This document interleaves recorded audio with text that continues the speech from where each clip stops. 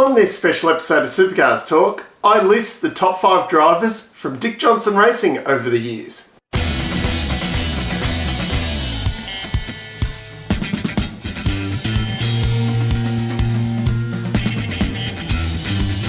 Dick Johnson Racing is the longest continuous team that we've had in the category over the years, kicking it off in 1980 with the man himself driving. For a team being around this long, it's surprising I only counted 19 full-time drivers over that whole period of time. If you take out Johnny Reed and Marcus Ambrose, who were signed as full-time drivers but only ended up doing a couple of rounds each, ironically you get 17 full-time drivers over that period of time. Obviously 17 being the famous number from the man himself. I've gone through the list of all those drivers over the years. I've excluded the co-drivers, obviously, because they've only done 1 or 2 races here and there. Funnily enough, over the years, there has been many co-drivers just to do one campaign with the team, considering when some of the main drivers have stuck around for so long over the years. Out of that list of drivers, I've picked my top 5. The top 4, very, very easy. The order of them was a little bit difficult. The 5th position, though, was a difficult one, so I've got some honourable mentions here that I'll go through first. Kicking off, we got Steve Johnson, the boss's son. It's easy to forget that in 2009, which was the first year that James Courtney drove with the team, Steve was actually 6th in the championship while James was 7th. He also took out 2 round victories in 2001 on his way to 5th position in the championship. He was never as successful as his father, but he did have a very solid career with the team. Chaz Mostert. Chaz joined the team a few rounds into 2013, replacing the previously mentioned Johnny Reed. This was the first year of Car of the Future, and Dick Johnson Racing was in a bit of turmoil at the start of the year.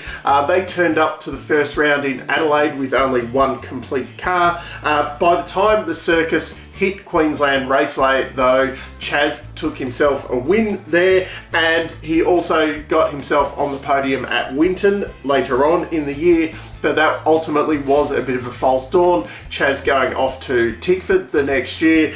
His time with the team was very short, and then the team falling back into a bit of a slump until the Penske takeover took proper hold a few years later. Fabian Coulthard, his biggest issue was that he had to battle off Scott McLaughlin in the same team. He did come closer than any other teammate had. The highlights for Fabs with his time at DJR being 3rd in the 2017 championship, only behind McLaughlin and Whincup that year, and he also was the first one to take a win for DJR Team Penske. It wasn't Scott McLaughlin, it was actually Fabs who took the first win for the team. And finally, Paul Radisich. He was co-driver for the team and then a full-time driver for 4 seasons from 1999 to 2002. He had a definite purple patch in 2000 and 2001 though, where he took 8 wins for the team over the 2 years, with 4th overall in the 2000 championship being the highlight. But yeah, it was a very peak and trough kind of campaign from Paul over those 4 years with the team. Now, for the top 5, coming in 5th position is Will Davison. Will drove full-time for the team from 2006 to 2008, and now from 2021 to the current year, being 2024. Will is the only man on this list who hasn't taken a championship for the team. He did join Dick Johnson Racing when they were at their lowest to that point. This was after the whole losing Shell and their West Point debacle. Will came into the team. That first year with the team was 19th in the championship, and they were running those First Rock and V8 Telecom liveries that those companies kind of disappeared quite quickly as well. He was 10th in the championship in 2007, which was a big improvement. That included a podium with Steve Johnson at Bathurst.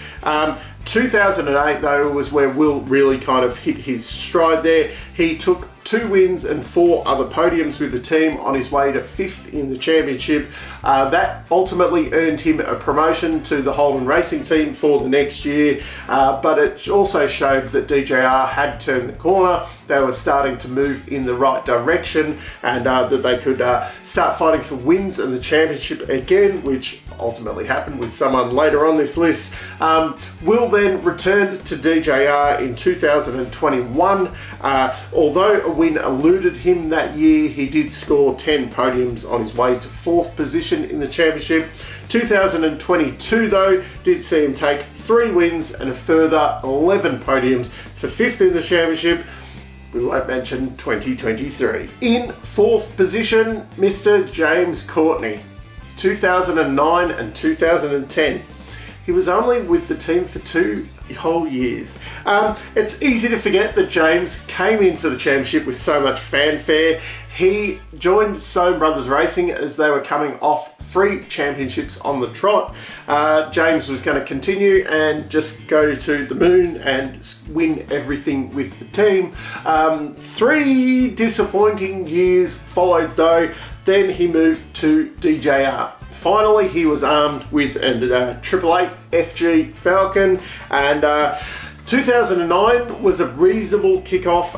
2 wins, 1 was in the final race of the year, 4 other podiums, 7th in the championship. As I said, that was 1 position behind Stephen, who was 6th in the championship that year. So very impressive year for the team overall. 2010 though was when everything clicked together. 888 had made the switch to Holden. So Dick Johnson Racing were there in the sorted 888 Falcons and took full advantage of it. Courtney took 5 wins and 5 other podiums on the way to the championship. Obviously, we all remember those scenes from Newcastle. They're all in the wall. All was not well in the team at that point though. Ultimately, James left the team at year end, taking the number 1 with him to the Holden Racing team, and DJR went back into a bit of a slump after that. Number 3, John Bowe, 1988 to 1998. You'd be forgiven for forgetting that John actually drove for other teams over his time in the category. He spent so long here. As a paid employee driver of the team, he has now only been surpassed by Craig Lowndes and Jamie Whincup at 888 as the longest serving driver at teams. You can see why John was with the team so long though when you look at his results over the years. This is every championship result while he was at the team. 2nd, 5th, 7th, 4th, 3rd, 6th, 1st, 2nd, 2nd, 5th. And those first 2 years, those second positions were to team leader Dick Johnson.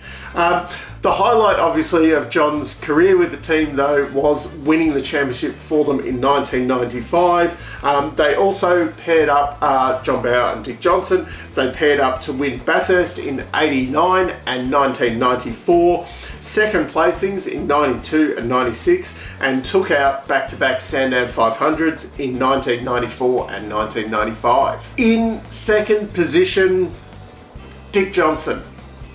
1980 to 2000 with the team as a driver. The man who started it all. The only reason why I didn't put him number 1 on the list is because I'm looking at the drivers of the team, not the complete, I suppose, what they did for the team. His results came over a very long period where number 1's results were similar, but over a very short period.